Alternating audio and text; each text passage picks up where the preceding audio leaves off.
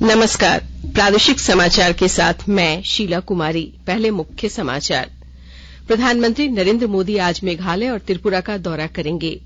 वस्तु और सेवा कर परिषद की बैठक में कारोबारियों को राहत, अब 2 करोड़ से अधिक टैक्स होने पर ही चलेगा मुकदमा। रक्षा मंत्री ने घरेलू उद्योगों और विदेशी मूल उपकरण निर्माताओं से नई तकनीक और पूंजी लाने का किया आग्रह। और फीफा फुटबॉल विश्व कप में आज रात 8:30 बजे फाइनल में अर्जेंटीना का मुकाबला फ्रांस से होगा। और अब समाचार विस्तार से। प्रधानमंत्री नरेंद्र मोदी आज मेघालय और त्रिपुरा का दौरा करेंगे। वे दोनों राज्यों में 6,800 करोड़ रुपए से अधिक की परियोजनाओं का उद्घाटन करेंगे। श्री मोदी आज सवेरे मेघालय के शिलांग में पूर्वोत्तर परिषद के स्वर्ण जयंती समारोह में भाग लेंगे। गृहमंत्री अमित शाह भी इस कार्यक्रम में उपस्थित रहेंगे। दोपहर में प्रधानमंत्री अगरतला जाएंगे, जहां वे एक जनसभा में 4,350 करोड़ रुपए की कई प्रमुख परियोजनाओं का उद्घाटन करेंगे और आधारशिला रखेंगे। श्री मोदी प्रधानमंत्री आवास योजना शहरी और प्रधानमंत्री आवास योजना ग्रामीण के लाभार्थियों के लिए गृह प्रवेश कार्यक्रम की शुरुआत करेंगे। ये घर 2 लाख लाभार्थियों के लिए 3,400 करोड़ रुपए की लागत से बनाए गए हैं।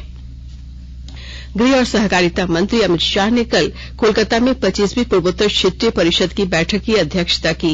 इस अवसर पर श्री शाह ने कहा कि प्रधानमंत्री नरेंद्र मोदी के नेतृत्व में पिछले 8 वर्षों में क्षेत्रीय परिषदों की बैठकों में 1,000 से ज्यादा मुद्दों पर विचार विमर्श किया गया है और इनमें से 93% का समाधान हो गया है। ये एक बहुत बड़ी उपलब्धि है। गृह मंत्री ने कहा कि वाम कट्टरपंथ पूर्वोत्तर क्षेत्र से लगभग खत्म हो गया है और इस पर काबू पाने के निर्णायक प्रयास किए जाने चाहिए। कृषि मंत्रालय अगले वर्ष 2023 को अंतर्राष्ट्रीय मोटा अनाज वर्ष घोषित करने के अवसर पर इस महीने की 20 तारीख को संसद भवन में सांसदों के लिए मोटे अनाज खाद्य उत्सव का आयोजन करेगा। कृषि राज्य मंत्री शोभा करंदलाजे ने कल इस संबंध में मंत्रालय और भारतीय कृषि अनुसंधान परिषद के वरिष्ठ अधिकारियों के साथ एक समीक्षा बैठक की। मोटा अनाज खाद्य उत्सव के दौरान मोटे अनाज से बने भोज्य पदार्थों का प्रदर्शन किया जाएगा। ये भोज्य पदार्थ सांसदों को भी परोसे जाएंगे। पर्यावरण मंत्री भूपेंद्र यादव ने कहा कि सामाजिक आर्थिक विकास और लोगों की भलाई के लिए पारिस्थितिकी तंत्र और वैश्विक जैव विविधता के नुकसान को रोकना आवश्यक है। उन्होंने कहा कि भारत अपनी समृद्ध जैव विविधता को बहाल करने और संरक्षित करने की दिशा में काम कर रहा है, जिसमें वैश्विक वनस्पति और जीव जंतु शामिल हैं। कनाडा के मॉन्ट्रियल में COP15 संयुक्त राष्ट्र जैव विविधता सम्मेलन को संबोधित करते हुए उन्होंने ये बात कही। लातेहार जिले के उपायुक्त ने मुख्यमंत्री सुखाड़ राहत योजना को सफल बनाने का निर्देश अधिकारियों को दिया है। विस्तृत ब्यौरे के साथ हमारे लातेहार संवाददाता। लातेहार जिले के उपायुक्त भोर सिंह यादव ने मुख्यमंत्री सुखाड़ राहत योजना को सफल बनाने का निर्देश संबंधित पदाधिकारियों को दिया है। वीडियो कॉन्फ्रेंसिंग के माध्यम से उन्होंने सभी पदाधिकारियों को मुख्यमंत्री सुखाड़ राहत योजना के सभी किसानों को जोड़ने व इसका लाभ देने का निर्देश दिया। उपायुक्त ने कहा कि इस योजना के तहत पात्र किसानों के KYC कराने के कार्य में लापरवाही किसी भी सूरत में बर्दाश्त नहीं की जाएगी। उन्होंने जिला कृषि पदाधिकारी, सभी BDO, CO को निर्देश देते हुए कहा कि इस योजना के माध्यम से सभी किसानों को आच्छादित किया जाना है। इसके लिए प्रचार प्रसार की आवश्यकता है। संजय कुमार तिवारी, आकाशवाणी समाचार, लातेहार। वस्तु और सेवा कर GST परिषद ने अनुपालन में की जा रही कुछ गड़बड़ियों को अपराध की श्रेणी से बाहर रखने और फर्जी चालानों को छोड़कर अभियोजन शुरू करने की न्यूनतम सीमा को 1 करोड़ से बढ़ाकर 2 करोड़ रुपए कर दिया है। वित्त मंत्री निर्मला सीतारमण की अध्यक्षता में वीडियो कॉन्फ्रेंसिंग के माध्यम से आयोजित GST परिषद की 48वीं बैठक में ये निर्णय लिया गया।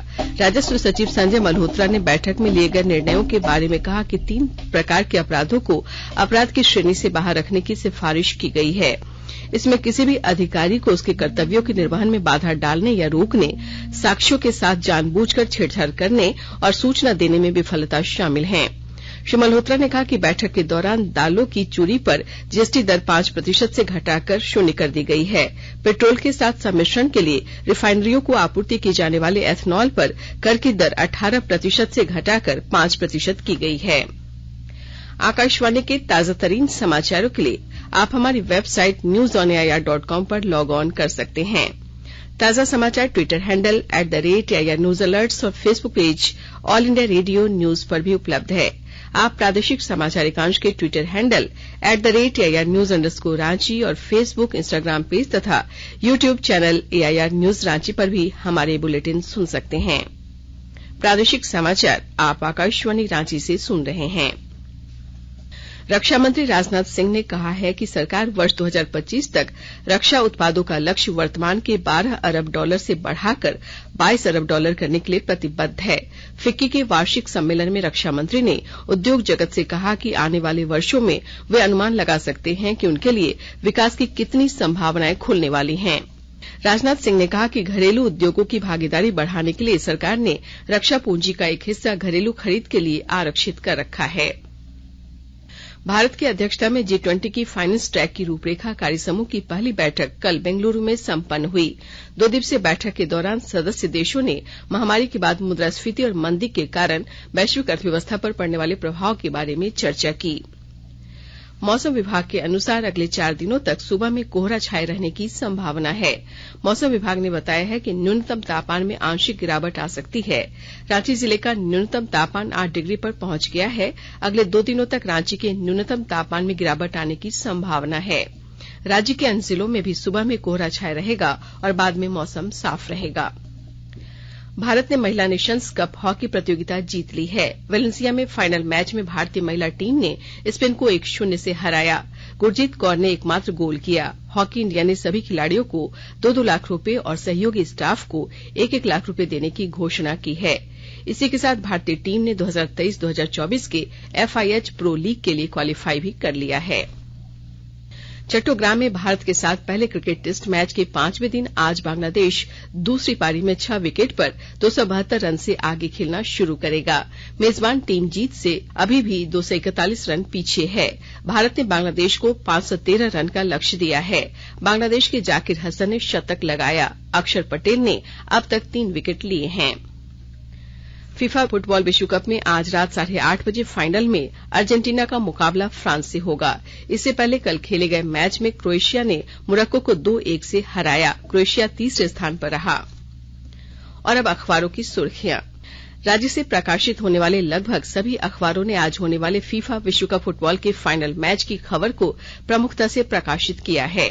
प्रभात खबर की सुर्खी है, फ्रांस और अर्जेंटीना के बीच महामुकाबला आज। दोनों टीमें 2-2 बार जीत चुकी है खिताब। दैनिक भास्कर लिखता है, नक्सलियों के डर से चतरा में 40 करोड़ की 4 सड़क योजनाएं बंद, काम छोड़कर भागे ठेकेदार। दैनिक हिंदुस्तान की सुर्खी है, मुख्यमंत्री ने पूर्वी क्षेत्र विकास परिषद की बैठक में उठाए राज्य हित के कई मुद्दे, कहा सेना में आदिवासी रेजिमेंट का गठन करे केंद्र। दैनिक जागरण ने लिखा है, भारतीय सेना हर स्थिति से निपटने के लिए तैयार। सियासत के बीच रक्षा मंत्रालय ने तवांग की घटना के बाद देश को किया आश्वस्त। अंग्रेजी अखबार द टाइम्स ऑफ इंडिया की सुर्खी है, सर्वोच्च न्यायालय ने बिल्किस मामले में दायर समीक्षा याचिका को किया खारिज। और हिंदुस्तान टाइम्स ने लिखा है, रक्षा मंत्री ने कहा गलवान से तवांग तक सेना की बहादुरी प्रशंसनीय। अंत में मुख्य समाचार एक बार फिर। प्रधानमंत्री नरेंद्र मोदी आज मेघालय और त्रिपुरा का दौरा करेंगे। वस्तु और सेवा कर परिषद की बैठक में कारोबारियों को राहत, अब 2 करोड़ से अधिक टैक्स होने पर ही चलेगा मुकदमा। रक्षा मंत्री ने घरेलू उद्योगों और विदेशी मूल उपकरण निर्माताओं से नई तकनीक और पूंजी लाने का किया आग्रह। और फीफा फुटबॉल विश्व कप में आज रात 8:30 बजे फाइनल में अर्जेंटीना का मुकाबला फ्रांस से होगा। इसके साथ ही आकाशवाणी रांची से प्रादेशिक समाचार का ये बुलेटिन समाप्त हुआ। नमस्कार।